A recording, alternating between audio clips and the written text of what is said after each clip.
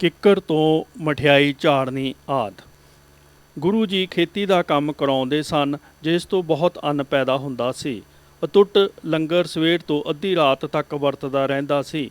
ਦੂਰ ਦੂਰ ਤੋਂ ਲੋਕ ਤੁਰਦੇ ਆਉਂਦੇ ਸਨ ਅਤੇ ਦਰਸ਼ਨ ਪਰਸ ਕੇ ਉਪਦੇਸ਼ ਲੈ ਕੇ ਆਪਣੀਆਂ ਮਨੋਕਾਮਨਾ ਪੂਰੀਆਂ ਕਰਦੇ ਸਨ। ਲੋਕਾਂ ਤੋਂ ਗੁਰੂ ਜੀ ਭੇਟਾ ਨਹੀਂ ਲੈਂਦੇ ਸਨ। ਆਪ ਜੀ ਦੀ ਮਹਿਮਾ ਸਾਰੇ ਸੰਸਾਰ ਵਿੱਚ ਫੈਲ ਗਈ।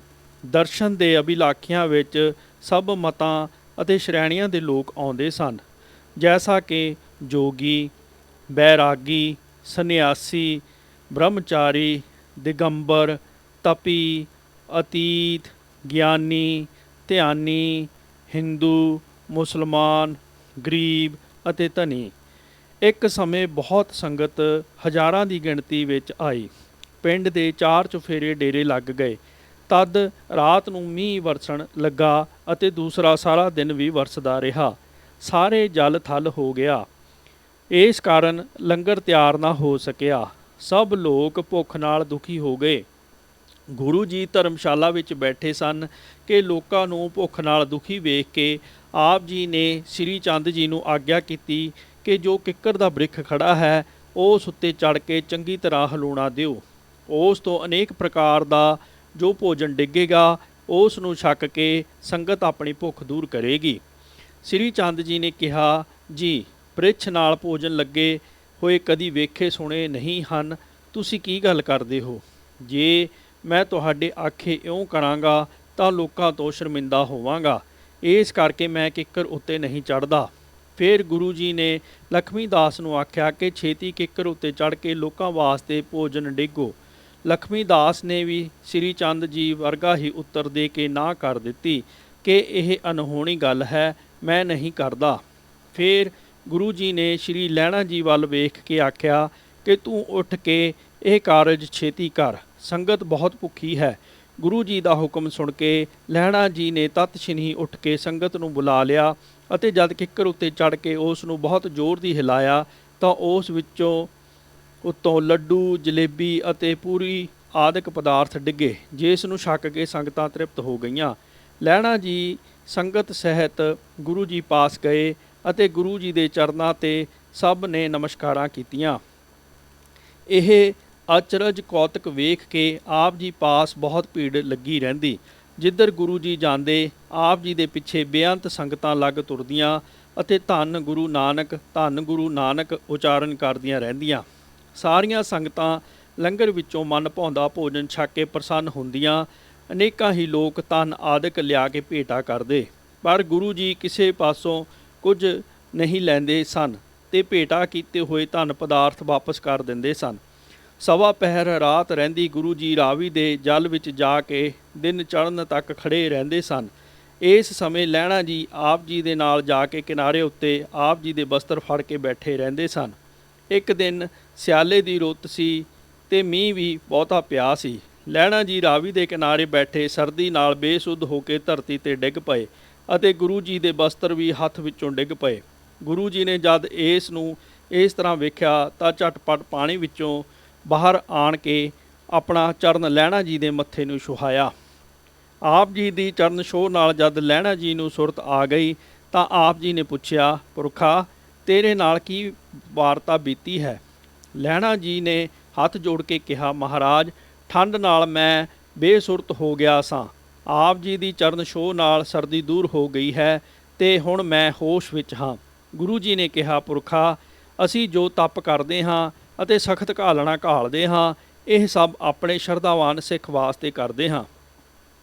ਫਿਰ ਗੁਰੂ ਜੀ ਨੇ ਨਗਰ ਦੇ ਨੇੜੇ ਬਾਹਰ ਇੱਕ ਚੰਗਾ ਸਥਾਨ ਵੇਖ ਕੇ ਆਪਣੇ ਵਾਸਤੇ ਇੱਕ ਛੋਟੀ ਜਿਹੀ ਕੁਟੀਆ ਬਣਵਾਈ, ਜਿਸ ਵਿੱਚ ਹੋਰ ਕੋਈ ਦੂਸਰਾ ਆਦਮੀ ਨਹੀਂ ਬੈਠ ਸਕਦਾ ਸੀ, ਅਤੇ ਹੇਠਾਂ ਰੋੜ ਵਿਛਾ ਲਏ। ਅੰਮ੍ਰਿਤ ਵੇਲੇ ਇਸ਼ਨਾਨ ਕਰਨ ਵਾਸਤੇ ਹੀ ਉਸ ਕੁਟੀਆ ਵਿੱਚੋਂ ਉੱਠ ਕੇ ਬਾਹਰ ਜਾਂਦੇ ਸਨ, ਨਹੀਂ ਤਾਂ ਅੱਠੇ ਪਹਿਰ ਉਸ ਵਿੱਚ ਹੀ ਬੈਠੇ ਜਾਂ ਲੰਮੇ ਪਏ ਰਹਿੰਦੇ ਸਨ। ਦਰਸ਼ਨ ਕਰਨ ਵਾਲੀਆਂ ਸੰਗਤਾਂ ਦੀ ਕੁਟੀਆ ਦੇ ਬਾਹਰ ਭੀੜ ਲੱਗੀ ਰਹਿੰਦੀ ਸੀ।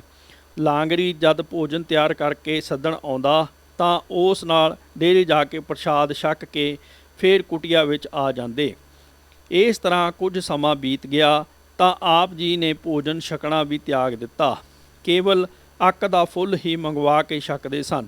ਕਦੀ ਆਪ ਜੀ ਲੱਕ ਕੁਪੀਨ ਤੇ ਸਿਰ ਤੇ ਪਰਨਾ ਲੈ ਕੇ ਹੀ ਕੁਟੀਆ ਤੋਂ ਬਾਹਰ ਦੋ ਕੋਹਾਂ ਦੇ ਚੱਕਰ ਵਿੱਚ ਸਾਰਾ ਦਿਨ ਤੁਰੇ ਫਿਰਦੇ ਅਤੇ ਬਾਣੀ ਉਚਾਰਦੇ ਰਹਿੰਦੇ। ਜਦ ਰਾਤ ਪੈਂਦੀ ਤਾਂ ਕੁਟੀਆਂ ਵਿੱਚ ਆ ਬਿਰਾਜਦੇ ਅਤੇ ਰੋੜਾਂ ਦੀ ਸੇਜਾਂ ਉੱਤੇ ਲੰਮੇ ਪਏ ਰਹਿੰਦੇ। ਕੁਝ ਚਿਰ ਉਪਰੰਤ ਗੁਰੂ ਜੀ ਨੇ ਅੱਕ ਦਾ ਫੁੱਲ ਖਾਣਾ ਵੀ ਬੰਦ ਕਰ ਦਿੱਤਾ ਅਤੇ ਇੱਕ ਮਾਸਾ ਰੇਤ ਦਾ ਛਕਣਾ ਆਰੰਭ ਕਰ ਦਿੱਤਾ ਅਤੇ ਮੁੱਖ ਤੋਂ ਨਾਉ ਸੁਹਾਵਾ ਵਕਤ ਸੁਹਾਵਾ ਉਚਾਰਨ ਕਰਦੇ। ਜਿਹੜੇ ਪੁਰਸ਼ ਆਪ ਜੀ ਦੇ ਦਰਸ਼ਨ ਕਰਨ ਆਪ ਜੀ ਦੇ ਚਰਨਾਂ 'ਤੇ ਮੱਥਾ ਟੇਕਦੇ, ਉਹਨਾਂ ਨੂੰ ਆਪ ਜੀ ਕਹਿੰਦੇ, ਪੁਰਖਾ ਬਸ ਕਰ, ਤੇਰਾ ਭਲਾ ਹੋਵੇ, ਸਤਨਾਮ ਦਾ ਸਿਮਰਨ ਕਰ, ਸਾਰੇ ਦੁੱਖ ਨਾਸ ਹੋ ਜਾਣਗੇ। ਗੁਰੂ ਜੀ ਨੇ ਕੁਝ ਦਿਨ ਇਸ ਤਰ੍ਹਾਂ ਹੀ ਬਤੀਤ ਕੀਤੇ। ਆਪ ਜੀ ਦੇ ਦਰਸ਼ਨ ਕਰਕੇ ਅਤੇ ਉਪਦੇਸ਼ ਸੁਣ ਕੇ ਅਨੇਕਾਂ ਦਾ ਉਧਾਰ ਹੋਇਆ। ਸਿੱਖੀ ਦੀ ਪ੍ਰੀਖਿਆ। ਇਸ ਤਰ੍ਹਾਂ ਜਦ ਕਈ ਬਰਸ ਨਾਮਦਾਨ ਦ੍ਰਿੜਾਉਂਦਿਆਂ ਬਤੀਤ ਹੋ ਗਏ ਅਤੇ ਸਿੱਖ ਸੰਗਤਾਂ ਵਿੱਚ ਭਗਤੀ ਦਾ ਬਹੁਤ ਪ੍ਰਕਾਸ਼ ਹੋ ਗਿਆ, ਤਦ ਗੁਰੂ ਜੀ ਨੇ ਪਰਖਣ ਵਾਸਤੇ ਵਿਚਾਰ ਕੀਤੀ। ਇਹ ਵਿਚਾਰ ਕਰਕੇ ਗੁਰੂ ਜੀ ਨੇ ਆਪਣੇ ਸਿੱਖ ਸੇਵਕਾਂ ਨੂੰ ਕਿਹਾ ਕਿ ਅੱਜ ਤੋਂ ਲੰਗਰ ਇੱਕ ਵੇਲੇ ਹੋਇਆ ਕਰੇਗਾ। ਖੇਤੀ ਦਾ ਕੰਮ ਬੜੇ ਜ਼ੋਰ ਨਾਲ ਕਰਿਆ ਕਰੋ, ਜਿਸ ਨਾਲ ਅੰਨ ਬਹੁਤ ਹੋਵੇ। ਜਦ ਸਿੱਖਾਂ ਨੇ ਇੱਕ ਵਾਰ ਦਿਹਾੜੀ ਵਿੱਚ ਲੰਗਰ ਵਰਤਦਾ ਵੇਖਿਆ ਤਾਂ ਬਹੁਤ ਸਿੱਖ ਕਰਤਾਰਪੁਰ ਛੱਡ ਕੇ ਘਰਾਂ ਨੂੰ ਚਲੇ ਗਏ। ਕਈ ਸਿਆਣੇ ਸਿੱਖ ਹਲ ਵਾਹੁੰਦੇ ਅਤੇ ਇੱਕ ਡੰਗ ਰੋਟੀ ਖਾ ਕੇ ਗੁਜ਼ਾਰਾ ਕਰਦੇ ਰਹੇ। ਉਪਰੰਤ ਉਹ ਛੱਡ ਕੇ ਘਰਾਂ ਨੂੰ ਚਲੇ ਗਏ। ਜਦ ਪਿੱਛੇ ਅੱਧੇ ਕੁ ਸਿੱਖ ਰਹਿ ਗਏ ਤਾਂ ਗੁਰੂ ਜੀ ਨੇ ਸਭ ਨੂੰ ਕਿਹਾ, ਵਾਹੀ ਦਾ ਕੰਮ ਮਨ ਲਾ ਕੇ ਕਰਿਆ ਕਰੋ ਤੇ ਲੰਗਰ ਦੂਸਰੇ ਦਿਨ ਕਰਿਆ ਕਰੋ। ਜਦ 10 ਕੁ ਦਿਨ ਇਸ ਤਰ੍ਹਾਂ ਬੀਤ ਗਏ ਤਾਂ ਬਹੁਤ ਸਾਰੇ ਸਿੱਖ ਭੁੱਖ ਤੋਂ ਤੰਗ ਆ ਕੇ ਘਰਾਂ ਨੂੰ ਚਲੇ ਗਏ। ਪਿੱਛੇ ਥੋੜ੍ਹੇ ਹੀ ਸਿੱਖ ਹਲ ਵਾਹੁਣ ਵਾਲੇ ਰਹਿ ਗਏ, ਜਿਨ੍ਹਾਂ ਨੇ ਪ੍ਰਣ ਕਰ ਲਿਆ ਕਿ ਭਾਵੇਂ ਕੁਝ ਹੋਵੇ ਅਸੀਂ ਘਰਾਂ ਨੂੰ ਨਹੀਂ ਜਾਵਾਂਗੇ, ਆਪਣੀ ਵਾਹੀ ਦੀ ਕਾਰ ਭੁੱਖੇ ਰਹਿ ਕੇ ਵੀ ਕਰਦੇ ਰਹਾਂਗੇ।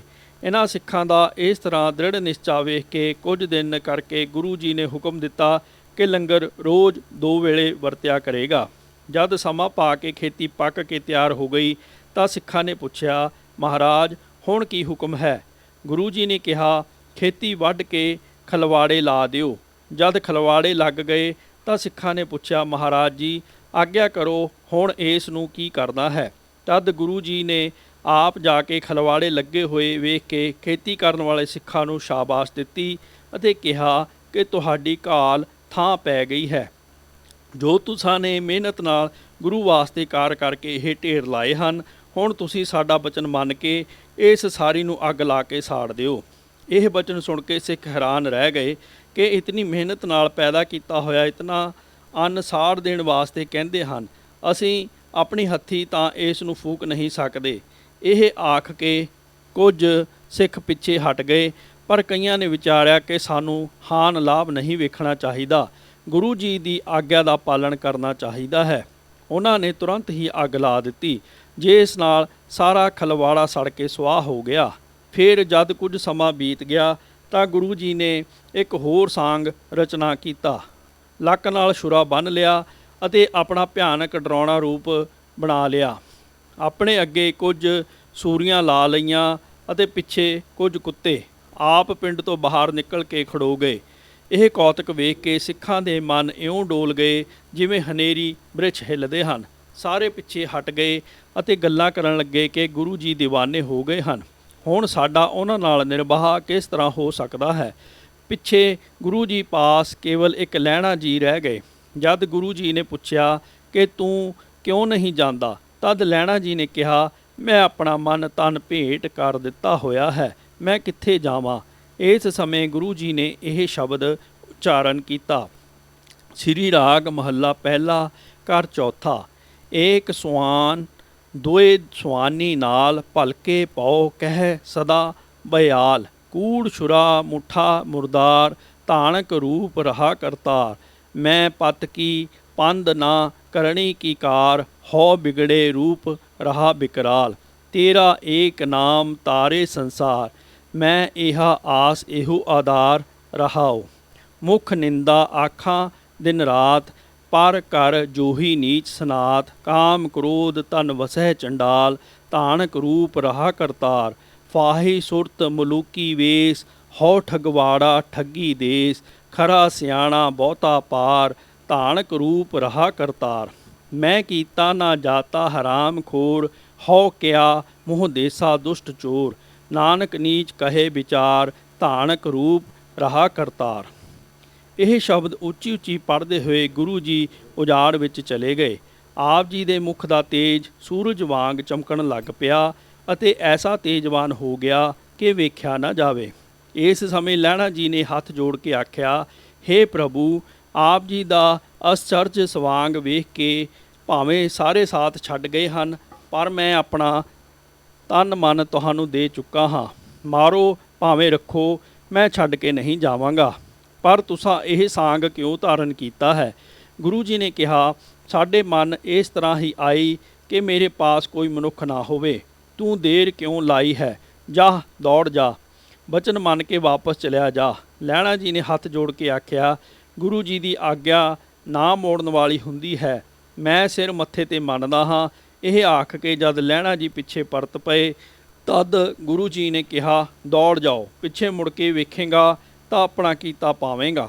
ਲਹਿਣਾ ਜੀ ਬਚਨ ਸੁਣ ਕੇ ਦੌੜ ਕੇ ਪਿੰਡ ਆ ਗਏ। ਅੱਗੇ ਕੁਝ ਸਿੱਖ ਬੈਠੇ ਸਨ। ਉਹਨਾਂ ਨੇ ਪੁੱਛਿਆ, ਤੇਰੇ ਨਾਲ ਕੀ ਬੀਤਿਆ ਹੈ?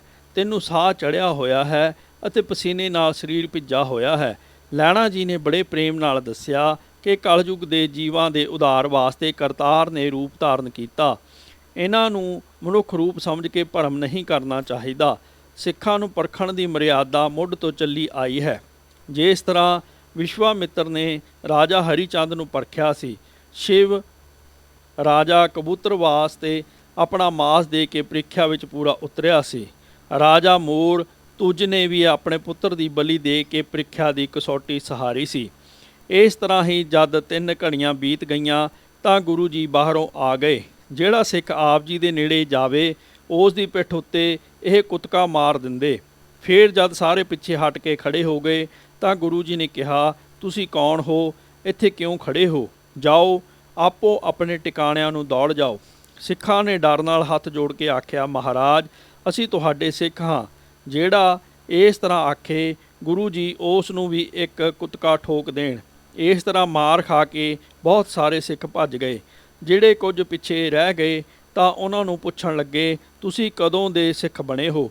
ਸਿੱਖਾਂ ਨੇ ਕਿਹਾ, ਅਸੀਂ ਤਦੋਂ ਦੇ ਸਿੱਖ ਹਾਂ ਜਦੋਂ ਦੇ ਤੁਸਾਂ ਸਾਨੂੰ ਸਿੱਖ ਬਣਾਇਆ ਹੈ। ਤਦ ਗੁਰੂ ਜੀ ਨੇ ਕਿਹਾ, ਜੇ ਤੁਸੀਂ ਮੇਰੇ ਸਿੱਖ ਹੋ ਤਾਂ ਮੇਰੇ ਪਿੱਛੇ ਆ ਜਾਵੋ, ਦੇਰੀ ਨਾ ਕਰੋ। ਇਸ ਤਰ੍ਹਾਂ ਆਖ ਕੇ ਅੱਗੇ ਤੁਰ ਪਏ ਤੇ ਜਿਹੜੇ ਥੋੜ੍ਹੇ ਜਿਹੇ ਸਿੱਖ ਉੱਥੇ ਸਨ ਉਹ ਆਪ ਜੀ ਦੇ ਪਿੱਛੇ ਲੱਗ ਤੁਰੇ। ਜਦ ਬੀਆਬਾਨ ਉਜਾੜ ਆ ਗਈ ਤਾਂ ਸਿੱਖੀ ਨੂੰ ਪਰਖਣ ਵਾਸਤੇ ਇੱਕ ਸਾਂਗ ਵਰਤਾਇਆ। ਉਸ ਉਜਾੜ ਵਿੱਚ ਇੱਕ ਅਰਥੀ ਉੱਤੇ ਮੁਰਦਾ ਪਿਆ ਹੋਇਆ ਵੇਖ ਕੇ, ਜਿਸ ਉੱਤੇ ਚਿੱਟੀ ਚਾਦਰ ਦਿੱਤੀ ਹੋਈ ਸੀ ਅਤੇ ਪਾਸ ਲੱਕੜਾਂ ਦੀ ਚਿਖਾ ਬਣੀ ਹੋਈ ਸੀ, ਗੁਰੂ ਜੀ ਉਸ ਮੁਰਦੇ ਪਾਸ ਖੜੇ ਹੋ ਕੇ ਕਹਿਣ ਲੱਗੇ, ਜੇ ਤੁਸਾਂ ਸਾਡਾ ਬਚਨ ਮੰਨ ਕੇ ਘਰਾਂ ਨੂੰ ਨਹੀਂ ਜਾਣਾ ਤਾਂ ਇਸ ਸਿੜੀ ਉੱਤੇ ਪਏ ਹੋਏ ਮੁਰਦੇ ਨੂੰ ਖਾਵੋ। ਇਹ ਗੱਲ ਸੁਣ ਕੇ ਕੁਝ ਤਾਂ ਇੱਧਰ ਉੱਧਰ ਝਾੜੀਆਂ ਪਿੱਛੇ ਜਾ ਲੁਕੇ ਅਤੇ ਜਿਹੜੇ ਕੁਝ ਪਿੱਛੇ ਖੜੇ ਰਹੇ ਉਹਨਾਂ ਨੂੰ ਗੁਰੂ ਜੀ ਕੁੱਤਕੇ ਮਾਰ ਕੇ ਕਹੀ ਜਾਂਦੇ, ਕੁੱਟਣੋ, ਬੇਈਮਾਨੋ, ਤੁਸੀਂ ਸਾਡੇ ਸਿੱਖ ਕਹਾਉਂਦੇ ਹੋ ਤੇ ਫਿਰ ਸਾਡਾ ਬਚਨ ਨਹੀਂ ਕਮਾਉਂਦੇ। ਜਦ ਕੁੱਤਕਿਆਂ ਦੀ ਮਾਰ ਪਈ ਤਾਂ ਲਹਿਣਾ ਜੀ ਹੀ ਖੜੇ ਰਹਿ ਗਏ, ਹੋਰ ਸਭ ਭੱਜ ਗਏ। ਲਹਿਣਾ ਜੀ ਨੂੰ ਵੇਖ ਕੇ ਗੁਰੂ ਜੀ ਨੇ ਕਿਹਾ, ਤੂੰ ਕਿਉਂ ਖੜਾ ਹੈ? ਜੇ ਤੂੰ ਸਾਡਾ ਸਿੱਖ ਹੈ ਤਾਂ ਹੁਕਮ ਮੰਨ ਕੇ ਇਸ ਮੁਰਦੇ ਨੂੰ ਖਾ। ਤਦ ਲਹਿਣਾ ਜੀ ਮੁਰਦੇ ਦੇ ਚੁਫੇਰੇ ਫਿਰਨ ਲੱਗ ਪਏ। ਗੁਰੂ ਜੀ ਨੇ ਕਿਹਾ, ਦੇਰ ਕਿਉਂ ਲਾਈ ਹੈ? ਖਾਂਦਾ ਕਿਉਂ ਨਹੀਂ? ਤਦ ਲਹਿਣਾ ਜੀ ਨੇ ਕਿਹਾ, ਕਿਸ ਪਾਸਿਓਂ ਇਸ ਨੂੰ ਖਾਵਾਂ? ਗੁਰੂ ਜੀ ਨੇ ਕਿਹਾ, ਪੈਰਾਂ ਵੱਲੋਂ ਆਰੰਭ ਕਰੋ ਅਤੇ ਸਿਰ ਤੱਕ ਖਾ ਲਵੋ। ਹੁਕਮ ਮੰਨ ਕੇ ਜਦ ਲਹਿਣਾ ਜੀ ਨੇ ਮੁਰਦੇ ਉੱਤੋਂ ਚਾਦਰ ਚੁੱਕੀ ਤਾਂ ਵੇਖਿਆ ਕਿ ਉਹ ਤਿਹਾਵਲ ਕੜਾਹ ਪ੍ਰਸ਼ਾਦ ਦੀ ਮੁਰਦੇ ਵਾਂਗੂ ਲੋਥ ਬਣਾਈ ਹੋਈ ਸੀ। ਇਹ ਕੌਤਕ ਵੇਖ ਕੇ ਲਹਿਣਾ ਜੀ ਗੁਰੂ ਜੀ ਦੇ ਚਰਨਾਂ 'ਤੇ ਪੈ ਕੇ ਉਸਤਤੀ ਕਰਨ ਲੱਗੇ। ਗੁਰੂ ਜੀ ਨੇ ਪ੍ਰਸੰਨ ਹੋ ਕੇ ਲਹਿਣਾ ਜੀ ਨੂੰ ਗਲਵੱਕੜੀ ਵਿੱਚ ਲੈ ਲਿਆ ਅਤੇ ਫਰਮਾਇਆ ਕਿ ਜੋ ਮੇਰਾ ਸਰੂਪ ਹੈ ਉਹੀ ਤੇਰਾ ਹੋਵੇਗਾ। ਮੇਰੇ ਤੇ ਤੇਰੇ ਵਿੱਚ ਕੋਈ ਭੇਦ ਨਹੀਂ ਰਿਹਾ। ਤੂੰ ਸਾਰੀ ਸਿੱਖੀ ਦੀ ਲਾਜ ਰੱਖ ਲਈ ਹੈ। ਜਗਤ ਦਾ ਗੁਰੂ ਬਣ ਕੇ ਗੁਰਤਾ ਪ੍ਰਾਪਤ ਕਰੇਂਗਾ। ਤੇਰੇ ਸਿੱਖ ਬਹੁਤ ਹੋਣਗੇ। ਇਸ ਤਰ੍ਹਾਂ ਦੇ ਬਚਨ ਕਰਕੇ ਗੁਰੂ ਜੀ ਲਹਿਣਾ ਜੀ ਸਹਿਤ ਕਰਤਾਰਪੁਰ ਧਰਮਸ਼ਾਲਾ ਵਿੱਚ ਆਣ ਬਿਰਾਜਮਾਨ ਹੋਏ। ਲਹਿਣਾ ਜੀ ਨੂੰ ਗਿਆਨ ਉਪਦੇਸ਼। ਇੱਕ ਦਿਨ ਫੇਰ ਜਦ ਗੁਰੂ ਜੀ ਧਰਮਸ਼ਾਲਾ ਵਿੱਚ ਬੈਠੇ ਤਾਂ ਸ਼੍ਰੀ ਲਹਿਣਾ ਜੀ ਨੂੰ ਆਤਮ ਉਪਦੇਸ਼ ਕਰਨ ਵਾਸਤੇ ਬਿਠਾਲ ਕੇ ਕਹਿਣ ਲੱਗੇ, ਪੁਰਖਾ, ਤੂੰ ਬਹੁਤ ਸੇਵਾ ਕੀਤੀ ਹੈ। ਜੋ ਕੁਝ ਪੁੱਛਣਾ ਚਾਹੋ ਪੁੱਛ ਲਓ, ਐਸੀ ਕੋਈ ਚੀਜ਼ ਨਹੀਂ ਜਿਹੜੀ ਮੈਂ ਤੈਨੂੰ ਨਾ ਦਿਆਂ। ਲਹਿਣਾ ਜੀ ਨੇ ਕਿਰਪਾ ਦ੍ਰਿਸ਼ਟੀ ਵੇਖ ਕੇ ਆਖਿਆ, ਮੈਨੂੰ ਆਪਣਾ ਸਰੂਪ ਜਾਣਨ ਦੀ ਇੱਛਾ ਹੈ, ਜਿਸ ਦੇ ਜਾਣਨ ਨਾਲ ਮੈਨੂੰ ਹਰਖ, ਸੋਗ, ਰਾਗ, ਦਵੈਕ ਅਤੇ ਦੁੱਖ ਸੁੱਖ ਨਾ ਵਿਆਪਣ ਅਤੇ ਸੱਚੇ ਸੁੱਖ ਦੀ ਪ੍ਰਾਪਤੀ ਹੋ ਜਾਵੇ। ਸ਼੍ਰੀ ਲਹਿਣਾ ਜੀ ਦੀ ਬੇਨਤੀ ਸੁਣ ਕੇ ਗੁਰੂ ਜੀ ਨੇ ਦੱਸਿਆ ਕਿ ਆਤਮਾ ਸਰਬ ਵਿਆਪਕ, ਸਮੈ, ਪ੍ਰਕਾਸ਼, ਜਨਮ ਮਰਨ ਰਹਿਤ ਮਨ, ਬੁੱਧ, ਚਿੱਤ, ਹੰਕਾਰ ਤੋਂ ਪਰੇ ਅਤੇ ਇੱਕ ਰਸ ਅਡੋਲ ਰਹਿਣ ਵਾਲਾ ਹੈ। ਜਦ ਗੁਰੂ ਜੀ ਦੀ ਕਿਰਪਾ ਦ੍ਰਿਸ਼ਟੀ ਨਾਲ ਸ਼੍ਰੀ ਲਹਿਣਾ ਜੀ ਨੂੰ ਆਤਮਾ ਸਰੂਪ ਦਾ ਦਰਸ਼ਨ ਹੋ ਗਿਆ ਤਾਂ ਆਪ ਜੀ ਦੀ ਸਮਾਧੀ ਲੱਗ ਗਈ ਅਤੇ ਐਸਾ ਪ੍ਰਕਾਸ਼ ਪ੍ਰਗਟ ਹੋਇਆ ਜਿਵੇਂ ਕਰੋੜਾਂ ਸੂਰਜ ਚੜ੍ਹ ਜਾਂਦੇ ਹਨ। ਜਦ ਸਮਾਧੀ ਖੁੱਲੀ ਤਾਂ ਗੁਰੂ ਜੀ ਨੂੰ ਸਾਹਮਣੇ ਬੈਠੇ ਵੇਖ ਕੇ ਸ਼੍ਰੀ ਲਹਿਣਾ ਜੀ ਆਪ ਜੀ ਦੇ ਚਰਨਾਂ 'ਤੇ ਡਿੱਗ ਪਏ ਅਤੇ ਅਨੇਕ ਪ੍ਰਕਾਰ ਦੀ ਉਸਤਤੀ ਕਰਕੇ ਬਾਰੰਬਾਰ ਚਰਨਾਂ 'ਤੇ ਮੱਥਾ ਟੇਕਿਆ। ਤਦ ਗੁਰੂ ਜੀ ਨੇ ਪ੍ਰਸੰਨ ਹੋ ਕੇ ਬਚਨ ਕੀਤਾ, ਪੁਰਖਾ ਹੁਣ ਤੈਨੂੰ ਗਿਆਨ ਹੋ ਗਿਆ, ਤੇਰੇ ਮਨ ਤੋਂ ਦਵੈਤ ਭਾਵ ਨਾਸ਼ ਹੋ ਗਿਆ ਹੈ, ਸਾਰੀਆਂ ਸ਼ਕਤੀਆਂ ਤੈਨੂੰ ਪ੍ਰਾਪਤ ਹੋ ਗਈਆਂ ਹਨ, ਜੋ ਚਾਹੇ ਸੋ ਹੋ ਜਾਏਗਾ। ਪਰ ਇੱਕ ਗੱਲ ਯਾਦ ਰੱਖਣੀ ਕਿ ਕਲਯੁੱਗ ਦਾ ਬੜਾ ਜ਼ੋਰ ਹੈ, ਬਹੁਤ ਖੋਟੀ ਬੁੱਧੀ ਵਾਲੇ ਵਿਕਾਰੀ ਹੋਣਗੇ। ਤੈਨੂੰ ਬ੍ਰਹਮ ਗਿਆਨ ਪ੍ਰਾਪਤ ਹੋਇਆ ਹੈ, ਇਹ ਗੱਲ ਕਿਸੇ ਨੂੰ ਨਹੀਂ ਕਹਿਣੀ। ਪ੍ਰੇਮ ਭਗਤ ਸਹਿਤ ਗਿਆਨ ਦਾ ਉਪਦੇਸ਼ ਕਰਨਾ, ਜਿਸ ਨਾਲ ਬਾਹਰ ਮੁਖੀ ਸ਼ੁਭ ਕਰਮਾਂ ਵਿੱਚ ਲਗਨ ਲੱਗੀ ਰਹਿੰਦੀ ਹੈ ਅਤੇ ਪਰਮ ਗਤੀ ਪ੍ਰਾਪਤ ਹੁੰਦੀ ਹੈ। ਇਸ ਵਾਸਤੇ ਬ੍ਰਹਮ ਗਿਆਨ ਦੀ ਪ੍ਰਾਪਤੀ ਕਰਕੇ ਵੀ ਲੋਕ ਮਰਿਆਦਾ ਨੂੰ ਕਾਇਮ ਰੱਖਣ ਲਈ ਇਸ਼ਨਾਨ, ਦਾਨ, ਭਗਤੀ, ਸਤਸੰਗ ਤੇ ਨਾਮ ਸਿਮਰਨ ਜਾਰੀ ਰੱਖਣਾ। ਇਹਨਾਂ ਕਰਮਾਂ ਦੇ ਕਮਾਉਣ ਨਾਲ ਨਿਸ਼ਚੇ ਹੀ ਪਰਮ ਗਤੀ ਪ੍ਰਾਪਤ ਹੋਵੇਗੀ। ਸ਼੍ਰੀ ਲਹਿਣਾ ਜੀ ਨੂੰ ਗੁਰਿਆਈ ਮਿਲਣੀ। ਜਪਜੀ ਮਹਾਤਮ। ਇਸ ਤਰ੍ਹਾਂ ਆਤਮ ਗਿਆਨ ਦੀ ਪ੍ਰਾਪਤੀ ਕਰਕੇ ਸ਼੍ਰੀ ਲਹਿਣਾ ਜੀ ਬੜੇ ਪ੍ਰੇਮ ਨਾਲ ਸੇਵਾ ਕਰਨ ਵਿੱਚ ਪਰਿਵਰਤ ਰਹਿੰਦੇ। ਆਪ ਜੀ ਦੀ ਨਿਮਰਤਾ, ਸੇਵਾ ਅਤੇ ਸ਼ਰਧਾ ਵੇਖ ਕੇ ਗੁਰੂ ਜੀ ਪ੍ਰਸੰਨ ਹੋ ਕੇ ਦਿਨ ਪ੍ਰਤੀ ਹੋਰ ਵਧੇਰੇ ਕਿਰਪਾ ਦ੍ਰਿਸ਼ਟੀ ਰੱਖਣ ਲੱਗੇ। ਸਿੱਖ ਸੰਗਤਾਂ ਨੇ ਇਹ ਝੁਕਾਓ ਵੇਖ ਕੇ ਅਨੁਮਾਨ ਲਾਇਆ ਕਿ ਆਪਣੀ ਗੁਰਿਆਈ ਗੱਦੀ ਇਹਨਾਂ ਨੂੰ ਹੀ ਦੇਣਗੇ। ਜਦ ਇਸ ਤਰ੍ਹਾਂ ਦੀਆਂ ਗੱਲਾਂ ਮਾਤਾ ਸੁਲੱਖਣੀ ਜੀ ਨੇ ਸੁਣੀਆਂ ਤਾਂ ਉਹ ਚਿੰਤਾਵਾਨ ਹੋ ਕੇ ਇੱਕ ਦਿਨ ਗੁਰੂ ਜੀ ਪਾਸ ਧਰਮਸ਼ਾਲਾ ਵਿੱਚ ਆਈ। ਸਾਹਿਬਜ਼ਾਦੇ ਸ੍ਰੀ ਚੰਦ ਤੇ ਲਖਮੀ ਦਾਸ ਅਤੇ ਕੁਝ ਸਿੱਖ ਵੀ ਆਪ ਜੀ ਪਾਸ ਬੈਠੇ ਸਨ। ਸੁਲੱਖਣੀ ਜੀ ਨੇ ਪਾਸ ਬੈਠ ਕੇ ਆਖਿਆ ਕਿ ਮੈਂ ਸੁਣਿਆ ਹੈ ਕਿ ਤੁਸੀਂ ਲਹਿਣਾ ਜੀ ਨੂੰ ਗੁਰਿਆਈ ਗੱਦੀ ਦੇਣੀ ਚਾਹੁੰਦੇ ਹੋ। ਜੇ ਇਹ ਗੱਲ ਠੀਕ ਹੈ ਤਾਂ ਤੁਹਾਨੂੰ ਆਪਣੇ ਯੋਗ ਪੁੱਤਰਾਂ ਨੂੰ ਛੱਡ ਕੇ ਇੱਕ ਸੇਵਾਦਾਰ ਨੂੰ ਗੱਦੀ ਦੇਣੀ ਉਚਿਤ ਨਹੀਂ ਹੈ। ਪੁੱਤਰਾਂ ਤੋਂ ਜਗਤ ਵਿੱਚ ਬੰਸ ਵੱਧਦੀ ਹੈ ਅਤੇ ਪੁੱਤਰਾਂ ਤੋਂ ਜਸ ਫੈਲਦਾ ਹੈ। ਸ਼੍ਰੀ ਸੁਲੱਖਣੀ ਜੀ ਤੋਂ ਐਸੇ ਬਚਨ ਸੁਣ ਕੇ ਗੁਰੂ ਜੀ ਕੁਝ ਚਿਰ ਵਾਸਤੇ ਚੁੱਪ ਕਰ ਰਹੇ। ਇਤਨੇ ਨੂੰ ਇੱਕ ਬਿੱਲੀ ਅੱਧਾ ਖਾਧਾ ਹੋਇਆ ਚੂਹਾ ਮੂੰਹ ਵਿੱਚ ਲੈ ਕੇ ਜਦ ਉੱਥੋਂ ਲੰਘਣ ਲੱਗੀ ਤਾਂ ਸਿੱਖਾਂ ਨੇ ਉਸ ਨੂੰ ਡਰਾਇਆ, ਜਿਸ ਕਰਕੇ ਬਿੱਲੀ ਉੱਥੇ ਚੂਹੇ ਨੂੰ ਸੁੱਟ ਕੇ ਭੱਜ ਗਈ। ਗੁਰੂ ਜੀ ਨੇ ਆਪਣੇ ਅਗਾੜੀ ਮਰਿਆ ਹੋਇਆ ਚੂਹਾ ਵੇਖ ਕੇ ਸ੍ਰੀ ਚੰਦ ਨੂੰ ਆਖਿਆ ਕਿ ਇਸ ਨੂੰ ਚੁੱਕ ਕੇ ਬਾਹਰ ਸੁੱਟ ਆਓ। ਸ੍ਰੀ ਚੰਦ ਜੀ ਨੇ ਕਿਹਾ, ਇਹ ਕੋਈ ਗੱਲ ਹੈ, ਮੈਂ ਇਹ ਮੋਈ ਹੋਈ ਚੂਹੀ ਨਹੀਂ ਚੁੱਕਣੀ। ਫਿਰ ਗੁਰੂ ਜੀ ਨੇ ਲਖਮੀ ਦਾਸ ਜੀ ਨੂੰ ਕਿਹਾ ਕਿ ਬੇਟਾ ਇਹ ਚੂਹੀ ਬਾਹਰ ਸੁੱਟ ਆਓ। ਲਖਮੀ ਦਾਸ ਜੀ ਨੇ ਵੀ ਕਿਹਾ ਕਿ ਮੋਈ ਹੋਈ ਚੂਹੀ ਨੂੰ ਮੈਂ ਹੱਥ ਨਹੀਂ ਲਾਉਣਾ, ਜੇ ਆਖੋ ਤਾਂ ਹੋਰ ਕਿਸੇ ਪਾਸੋਂ ਚੁਕਵਾ ਦਿੰਦਾ ਹਾਂ। ਉਪਰੰਤ ਗੁਰੂ ਜੀ ਨੇ ਸ਼੍ਰੀ ਲਹਿਣਾ ਜੀ ਵੱਲ ਵੇਖ ਕੇ ਆਖਿਆ ਕਿ ਹੇ ਕਰਤਾਰ ਦੇ ਪਿਆਰੇ, ਤੂੰ ਉੱਠ ਇਸ ਚੂਹੀ ਨੂੰ ਬਾਹਰ ਸੁੱਟ ਆ। ਸ਼੍ਰੀ ਲਹਿਣਾ ਜੀ ਨੇ ਅਜੇ ਅੱਧੀ ਗੱਲ ਸੁਣੀ ਸੀ ਕਿ ਤਤਕਾਲ ਹੀ ਚੂਹੀ ਨੂੰ ਫੜ ਕੇ ਬਾਹਰ ਦੂਰ ਸੁੱਟ ਆਏ। ਤਦ ਗੁਰੂ ਜੀ ਨੇ ਸ਼੍ਰੀ ਸੁਲੱਖਣੀ ਨੂੰ ਆਖਿਆ, ਹੇ ਪ੍ਰਿਯ, ਮਨ ਵਿੱਚ ਵਿਚਾਰ ਲੈ ਕੇ ਆਪਣੇ ਪੁੱਤਰਾਂ ਦਾ ਕੀ ਹਾਲ ਹੈ, ਪਰਾਏ ਪੁੱਤਰ ਦਾ ਕੀ ਹੈ। ਇਹ ਆਪਣੇ ਪੁੱਤਰ ਕਦੀ ਸਾਡੀ ਆਗਿਆ ਦਾ ਪਾਲਣ ਨਹੀਂ ਕਰਦੇ ਤੇ ਉਹ ਸਦਾ ਸਾਡੀ ਆਗਿਆ ਵਿੱਚ ਕੰਮ ਕਰਦਾ ਹੈ। ਇਹ ਕਿਸੇ ਦੇ ਵੱਸ ਦੀ ਗੱਲ ਨਹੀਂ ਹੈ। ਜਿਸ ਉੱਤੇ ਕਰਤਾਰ ਦੀ ਕਿਰਪਾ ਹੋਵੇ ਉਹੀ ਇਸ ਗੱਦੀ ਦੀ ਵਸਤੂ ਨੂੰ ਲੈਂਦਾ ਹੈ। ਜਲ ਸਦਾ ਨੀਵੇਂ ਪਾਸੇ ਹੀ ਜਾਂਦੇ ਹਨ, ਉੱਚੇ ਟਿੱਬੇ ਉੱਤੇ ਇੱਕ ਬੂੰਦ ਭਰ ਨਹੀਂ ਠਹਿਰਦਾ। ਇਹ ਬਚਨ ਸੁਣ ਕੇ ਅਤੇ ਵੇਖ ਕੇ ਸ਼੍ਰੀ ਸੁਲੱਖਣੀ ਜੀ ਉੱਠ ਕੇ ਆਪਣੇ ਘਰ ਨੂੰ ਚਲੇ ਗਏ। ਕੁਝ ਦਿਨ ਉਪਰੰਤ ਗੁਰੂ ਜੀ ਨੇ ਇੱਕ ਹੋਰ ਪਰਤਾਵਾ ਕਰਨ ਵਾਸਤੇ ਕੌਤਕ ਰਚਿਆ।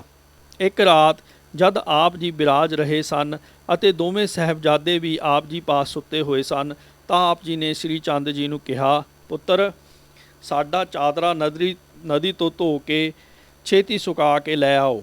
ਅੱਗੋਂ ਸ਼੍ਰੀ ਚੰਦ ਜੀ ਨੇ ਕਿਹਾ, ਮੈਂ ਥੱਕਾ ਹੋਇਆ ਆਰਾਮ ਕਰ ਰਿਹਾ ਹਾਂ, ਠੰਡੇ ਪਾਣੀ ਨਾਲ ਹੱਥ ਠਰ ਜਾਣਗੇ। दिन चढ़ेगा तो सेवादारा पासों धुआ देंगा। जद फिर गुरु जी ने अपने छोटे पुत्र लक्ष्मी दास नूं आख्या तो उसने भी इस तरह ही उत्तर दिता। उपरंत गुरु जी ने जद लैणा जी नूं कहा कि पुरखा साडी चादर धो लिया, तो लैणा जी तत्काल ही उठ के नदी विच चादर धोण जा लगे। चादर धोण समय लैणे जी वेख्या कि सूरज सिखर ते है ਅਤੇ बड़ी तिखड़ दोपहर लगी हुई है। लैणा जी चादरा धो के ਅਤੇ सुका के गुरु जी पास लै आए। गुरु जी ने प्रसन्न हो के थापड़ा दिता ਅਤੇ बहुत प्रशंसा की। एक दिन फिर गुरु जी ने होर ਪ੍ਰੀਖਿਆ वास्ते अपना ਕਹਿਣ ਦਾ कटोरा चिक्कड़ ਦੇ चुल्हे ਵਿੱਚ ਸੁੱਟ के श्री चंद जी ਨੂੰ आख्या कि बेटा साडा कटोरा इस चुल्हे ਵਿੱਚ ਡਿੱਗ ਪਿਆ है, ਇਸ ਨੂੰ ਕੱਢ ਕੇ साफ पानी ਨਾਲ ਧੋ के ਮਾਂਜ ਕੇ ਸਾਡੇ पास लै आओ। श्री चंद जी ने कहा इस गंदे ते मैले जूठे पानी विच मेरे कपड़े खराब हो जाणगे, किसी सिख नूं आख के कढा लवो। फिर गुरु जी ने लक्ष्मी दास नूं आख्या कि चिक्कड़ दे चल्ले विचों कटोरा कढ के धो मांज के साडे पास लै आओ। लक्ष्मी दास ने कहा पिता जी तुसी बहुत सियाणे हो कि जो मंदा काम है वह साडे पासों ही करवाउंदे हो, सारे सिख सेवकां विच साडा निरादर करदे हो। मैं कोई अजिहा अपमान वाला काम करन नूं तैयार नहीं हाँ। तद गुरु जी ने लैणा जी नूं आख्या कि चिक्कड़ विचों कटोरा कढ के धो मांज के साडे पास लै आओ। तां लैणा जी ने सुणदे सार ही चिक्कड़ विच छाल मार के कटोरा कढ के अते धो मांज के गुरु जी पास रख दिता। लैणा जी दे सारे कपड़े ते शरीर चिक्कड़ नाल भर गए, जिस नूं वेख के सारे हैरान हो गए अते लैणा जी नूं धन धन कहण लगे। गुरु जी ने प्रसन्न होकर लैणा जी नूं थापड़ा दिता। एक दिन बुढ़ा जी के मन विच विचार आई कि मैं भी गुरु जी की बहुत सेवा करदा हाँ अते आग्या अनुसार चलदा हाँ, पर पता नहीं लैणे उत्ते इतनी कृपा क्यों करदे हन। गुरु जी भाई बुढ़े की मन की गल जान के उस नूं परखण वास्ते एक रात उस नूं कहण लगे भाई बुढ़े बाहर निकल के वेख के रात किन्नी कु बाकी है, इशनान का वेला होया है कि नहीं। बुढ़ा जी ने बाहर निकल के आख्या महाराज अद्धी रात बाकी है। गुरु जी ने कहा इतनी नहीं, एक पहर बाकी है, फिर चंगी तरह वेख के दसो। बुढ़े ने फिर निकल के आख्या महाराज मैं चंगी तरह वेख्या है, अद्धी रात ही बाकी है। इस तरह जद 3 वार गुरु जी ने कहा कि पहर रात बाकी है तो बुढ़े ने कहा अद्धी रात बाकी है, तो फिर गुरु जी ने लैणा जी नूं कहा लैणा तू बाहर निकल के वेख रात किन्नी बाकी है। लैणा जी ने बाहर निकल के तारियां दी सेध ला के दस्या महाराज रात अद्धी बाकी है।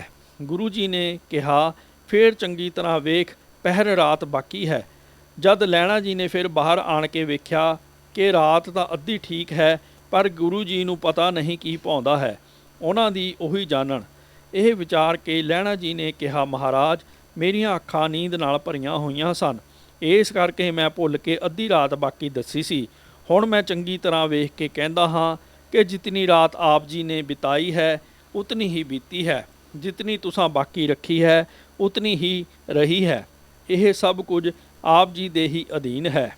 चौपाई जितनी निशा बिताई राउर तितनी बीती ना मैं लख बाउर, अब जितनी राखी सो रही सर्वकाल को करता तू ही।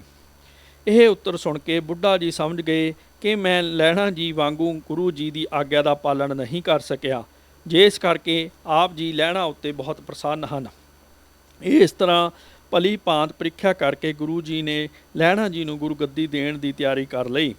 एक दिन गुरु जी लैणा जी का स्वरूप लैके रावी विच ही खड़े रहे तो लैणा जी किनारे उत्ते गुरु जी का स्वरूप अपने अंदर टिका के समाधि ला के बैठ गए। तद गुरु जी प्रेमवश हो के अपना तप विचे ही छड्ड के लैणा जी पास किनारे उत्ते आ गए।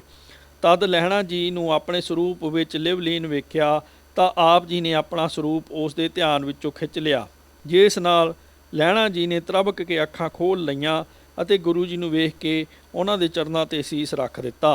गुरु जी प्रसन्न होए ਅਤੇ लैणा जी नूं अपने नाल लै के धर्मशाला विच आ गए। दोहां पुत्रां ਅਤੇ होर सिख सेवकां नूं सद के 5 पैसे ते एक नारियल हत्थ विच लै के लैणा जी दीआं 3 प्रकरमां करके उन्हां अगे भेटा रख के मत्था टेक दिता। लैणा जी यह कार्रवाई वेख के बहुत हैरान हो गए ਅਤੇ कहा महाराज तुसी परमेश्वर रूप हो के मेरे जिस शरीर अगे सीस निवाया है मैं समझदा हाँ ਉਹ ਕੋੜੀ ਹੋ ਜਾਣ ਦੇ ਯੋਗ ਹੈ।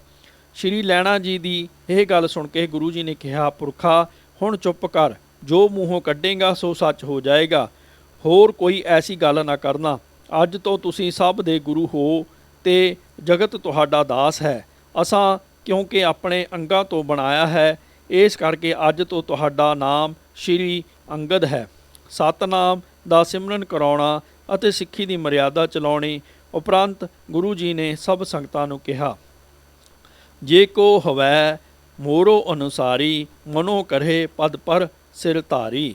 ਮਮ ਸਰੂਪ ਕੋ ਜੈਸਾ ਜਾਣੇ, ਤਿਸੇ ਪ੍ਰਕਾਰ ਇਸੇ ਮਨ ਮਾਨੇ।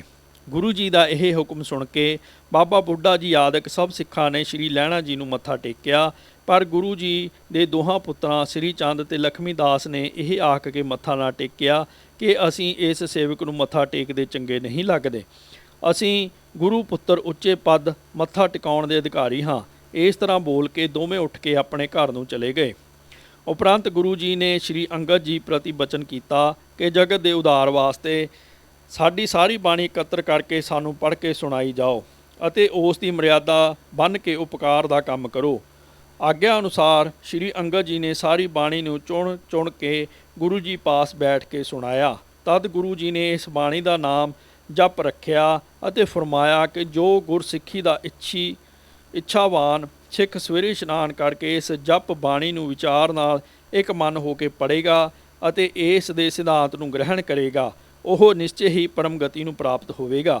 ਇਸ ਦਾ ਨੇਮ ਨਾਲ ਪਾਠ ਕਰਨ ਵਾਲੇ ਦੇ ਨੇੜੇ ਕੋਈ ਜਿੰਨ ਭੂਤ ਨਹੀਂ ਆਵੇਗਾ ਅਤੇ ਨਾ ਹੀ ਕੋਈ ਜੰਤਰ ਮੰਤਰ ਅਸਰ ਕਰੇਗਾ।